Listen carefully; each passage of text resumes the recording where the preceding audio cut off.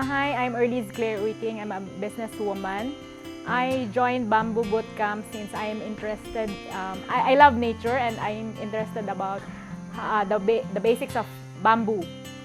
From day zero, of course, I have super little background about bamboo, but with this 9 days of experience, we learned a lot of basics like planting, propagation, to clump management, to harvesting, and even the cleaning of the bamboo, how to treat it, and eventually on how to use bamboo for furnitures and construction.